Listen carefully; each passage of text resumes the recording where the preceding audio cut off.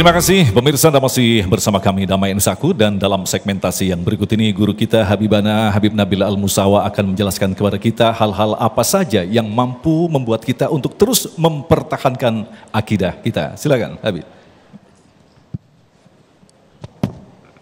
Bismillahirrahmanirrahim. Assalamualaikum warahmatullahi wabarakatuh.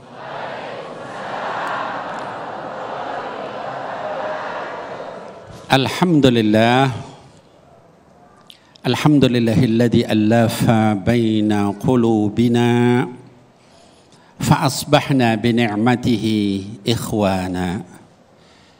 Assalatu wassalam ala sayyidil mursalin wa ala ummahatil mu'minin wa ala ali baitihi at-tayyibin wa ala ashabihi al-mardiyin wa alaina wa man ittaba'ahum bi ihsan ila yaumiddin. Amin ya Allah ya rabbal alamin. Amma ba'd, yang saya hormati dan insyaallah dimuliakan oleh Allah Subhanahu wa taala, para guru-guru kita Al-Habib Muhammad bin Syahab, juga Ustadzuna Hilman, mata'anallah tula hayatihim wa nafa'anallah bi'ilmihim wa amalihim. Mudah-mudahan Allah panjangkan usia beliau berdua ini dalam taat kepada Allah Subhanahu wa ta'ala, dan juga memberikan manfaat dari ilmunya, dari doanya, dari berbagai macam kebaikannya kepada masyarakat. Amin ya Allah ya rabbal alamin. Kemudian juga jamaah Masjid Al-Kautsar, mudah-mudahan Allah juga kabulkan doa-doa kita. Yang punya hajat, mudah-mudahan dimudahkan hajatnya. Yang sedang sakit, mudah-mudahan disembuhkan sakitnya. Dan yang sedang bermaksiat, mudah-mudahan dibukakan pintu taubat dan taufik oleh Allah Subhanahu wa ta'ala pada siang hari ini. Amin ya Allah ya rabbal alamin.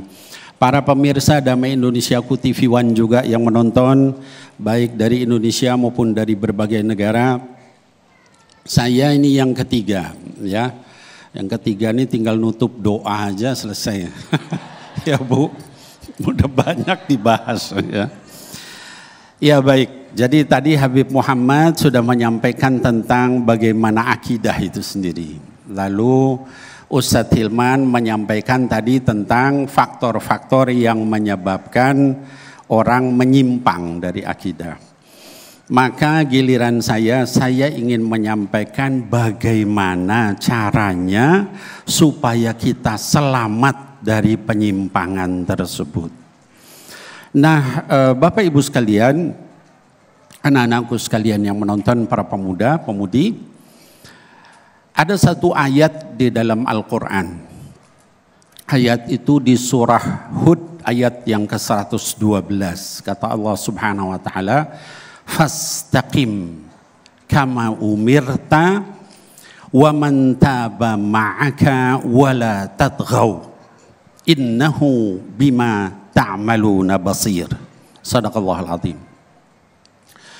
Di dalam ayat ini Allah menyebutkan kepada firman itu kepada Nabi Muhammad sallallahu alaihi wasallam, kata Allah, fastaqim kama umirta. Setelah banyak ayat-ayat yang diturunkan, lalu Allah katakan, istiqomahlah kamu wahai Muhammad sesuai dengan apa yang Allah perintahkan kepada kamu. Ya, wa man taba ma'aka, dan juga kepada seluruh umat atau orang-orang yang sudah bertaubat bersama engkau. Wala tatghaw, jangan kamu melampaui batas. Innahu bima ta'maluna basir. Sesungguhnya Allah Subhanahu wa ta'ala terhadap apa yang kamu lakukan itu maha mengetahui, maha melihat. Ayat ini ibu-ibu, bapak-bapak, kelihatannya sederhana. Tapi ketahuilah Nabi kita Nabi Muhammad sallallahu alaihi wasallam sampai beruban ketika turun ayat ini, ya. Sayyidina Anas ibni Malik radhiyallahu anhu warḍah menyampaikan satu hadis, ya. Silakan dibuka di dalam kitab Tafsir Al-Azim Imam Ibnu Katsir, tafsir ayat tadi. Kata Anas bin Malik, saya lagi nyisirin rambut Nabi sallallahu alaihi wasallam. Tiba-tiba saya berkata kepada Rasul sallallahu alaihi wasallam, "Syayabatka ya Rasulullah. Kenapa Anda kok tiba-tiba beruban wahai Rasulullah?" Apa jawab beliau sallallahu alaihi wasallam? Kata beliau, "Na'am. Syayabatni hudan wal waqi'ah wal mursalat wa amma yatasaalun wa idza syamsu kuwirat." Yang membuat saya sampai beruban ini adalah surat Hud, surat Al-Mursalat, amma yatasaalun, dan idza syamsu kuwirat, ya. Dalam hadis yang lain dikatakan syayabatni hudan wa akhwatuha, yang bikin saya beruban ini surat Hud dan saudara-saudaranya, yaitu yang 5 tadi. Bapak Ibu sekalian, ayat ini sampai membuat Rasul beruban. Kenapa? Karena disuruh istiqomah sama Allah Subhanahu wa taala. Perintah salat sudah turun, perintah zakat sudah turun, menjauhi yang diharamkan Allah sudah turun. Yang susah apa? Yang susah adalah istiqomah. Istiqomah itu sesuai tadi ayat tadi, fastaqim kama umirta. Lurus, ya, kepada apa yang Allah perintahkan, jangan belok-belok. Jangan miring-miring, ya. Nah, saya ingin sampaikan Bapak-bapak, ibu-ibu, anak-anakku sekalian, tadi banyak para ulama sebelum saya menyampaikan tentang rizki, ya. Kaitan dengan rizki ini, sifat rizki ini supaya kita semua tahu, termasuk para pemirsa. Rizki itu sifatnya mengejar, bukan dikejar. Ingat, ya. Yang namanya rizki itu mengejar, bukan dikejar. Kalau dikejar nggak dapat, ya. Dia sifatnya mendatangi, bukan didatangi, ya. Caranya supaya dia mengejar gimana? Membuat diri kita layak untuk dikejar oleh rizki itu. Caranya bagaimana? Nomor 1 adalah takwa kepada Allah. Kata Allah, "Wa may yattaqillaha yaj'al lahu makhraja wa yarzuqhu min haitsu la yahtasib wa may yatawakkal 'ala Allah fa huwa hasbuh innallaha balighu amri qad ja'alallahu likulli syai'in qadra." Kata Allah Subhanahu wa taala, barang siapa yang takwa kepada Allah, ya, maka Allah Subhanahu wa taala akan jadikan jalan keluar dari masalah dia, ya. Barang siapa yang tawakal sama Allah, Allah akan cukupi apa yang dia butuhkan. Kata Allah Subhanahu wa taala. Dalam ayat yang lainnya dikatakan apa namanya? Wa may yattaqillah yaj'al lahu min amrihi yusra. Akan dijadikan mudah semua urusan dia. Maka nomor 1 dan paling utama takwa kita itu deketin. Nih kalau rezeki kita susah, dengerin nih Bapak Ibu. Ini sering kali banyak yang nanya, ini rezeki kok susah banget datang. Nomor 1 dan paling pertama, banyakkan takwa kita sama Allah Subhanahu wa taala. Berarti takwa kita sedang turun. Maka sama Allah dikasih kesusahan.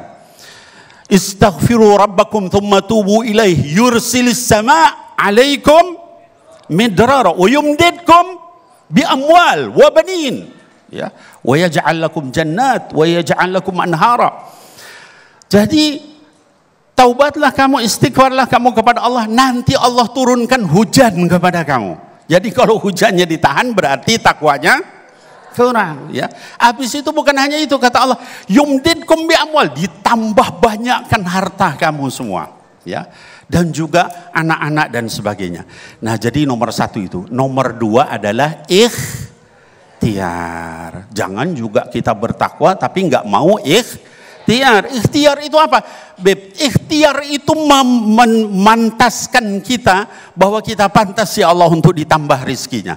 Tapi yang ngasih rizki terserah Allah Subhanahu. Jadi jangan sampai ngandelin ikhtiar. Wah saya udah ikhtiar tapi kok belum dapat. Lah rizki itu urusan Allah.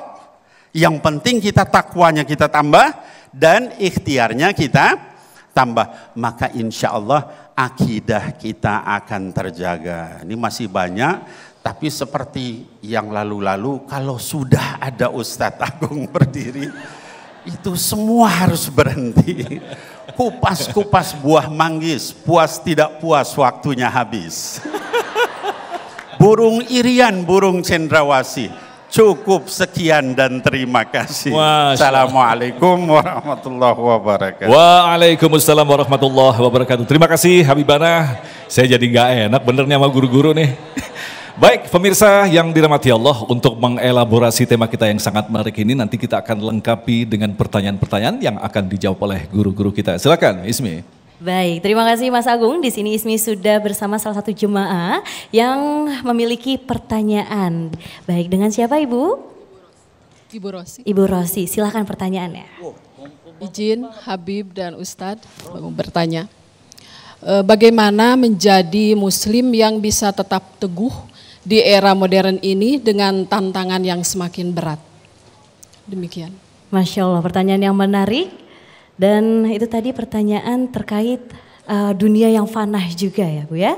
Tetapi akan dijawab setelah pesan-pesan berikut ini. Tetap di Damai Indonesiaku.